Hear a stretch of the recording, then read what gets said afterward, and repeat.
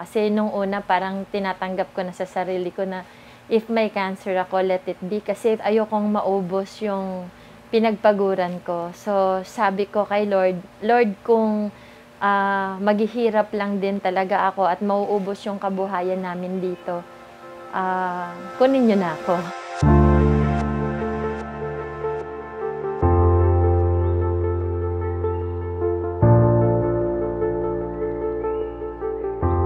Hello everyone! I am Maria Teresa Catabay Caranza. I am 43 years old and I am a master teacher too dito po sa Mandaluyong.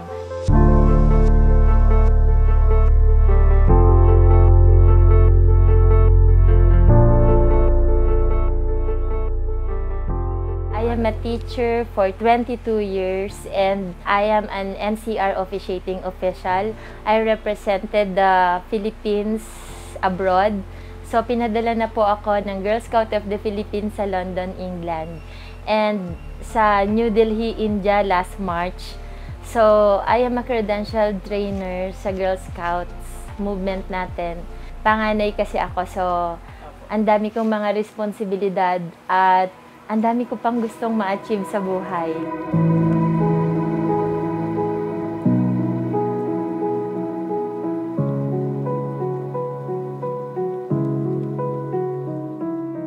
I was so depressed way back 2019 when I am diagnosed with breast cancer. I have 22 cysts on my right and 13 cysts on my left. And ang ending nun, kailangan kong i-undergo yung surgery which is mastectomy. So totally tinanggal na yung right breast ko and talagang nilalaban ko lang yung buhay na meron ako. Hindi talaga ako handa na i-accept na may cancer ako kasi maganda naman yung lifestyle ko eh. And nung nagkaroon ako ng cancer, humina talaga yung katawan ko. Nakikita lang nila na medyo happy ang face ko pero hindi nila alam yung nasa loob ko na I am suffering talaga. Kailangan ko palang pagdaanan lahat ng mga yon para makita ko yung opportunity na ibinibigay sa akin ng Panginoon na mahanap ko yung tamang produkto na makakapagpagaling sa maraming mga may karamdaman.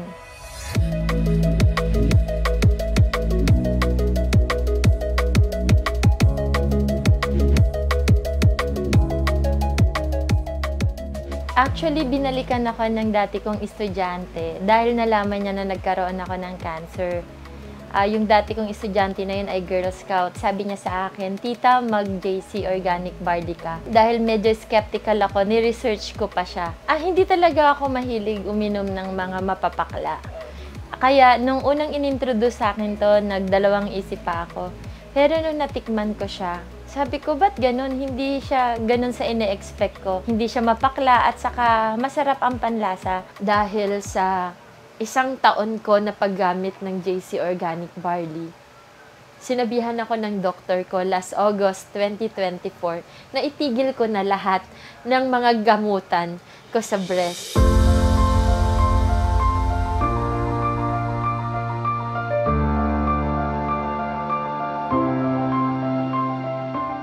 Dahil sa paggamit ko ng JC Organic Barley, sabi ng doktor ko, after 1 year kong nag-take ng products, wag ko na daw ituloy yung mga pills ko. Sabi nga nila, ang greatest wealth natin ay yung pagiging healthy.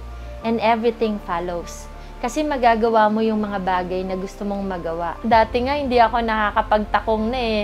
Pero ngayon, lagi ako nagtatakong, nakakaakyat pa ako hanggang 4th floor. Ganon kalakas yung energy na binigay nito sa akin. Wag na wag kang matatakot na ilaban mo yung buhay mo. Katulad ng paglaban ko rin sa buhay ko.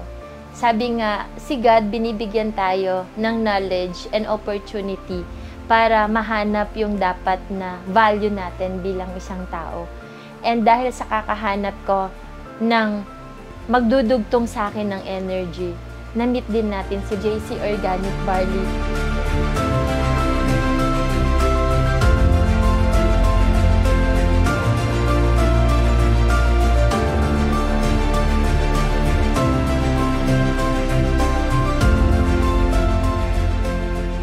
I'm Maria Teresa Catabay Caranza and I choose JC.